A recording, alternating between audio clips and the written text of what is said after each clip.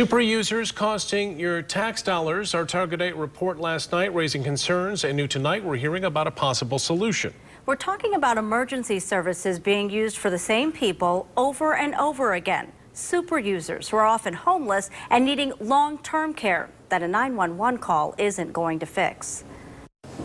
That's one of our bathrooms, and then this is our other one. It's quite a step up for William Genest, known on the street as Billy Bob. All the rooms are pretty much furnished. After 20 years in prison, he then spent a decade homeless. I had no clue on how to live homeless. Had no clue. None.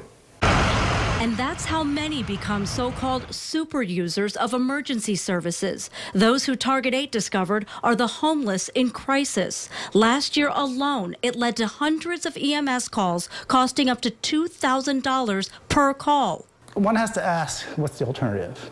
If the system doesn't respond, what is the alternative? These individuals become increasingly more sick. Their needs become severe. They get hospitalized for lengthier periods of time. This is uncompensated care. It becomes an even more expensive proposition. John Glover is the director of Well House, a nonprofit that gets people into affordable housing.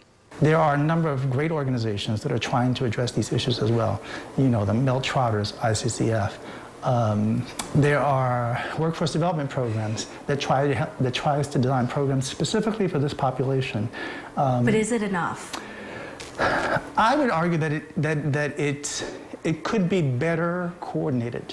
Well House recently teamed up with Network 180 to not just get people off the street, but to get them help with mental health and substance abuse services, ultimately saving people like Billy Bob.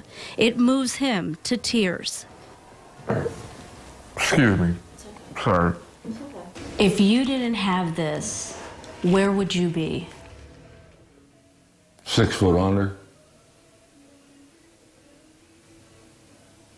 I have no doubt in my mind that I would not be alive right now.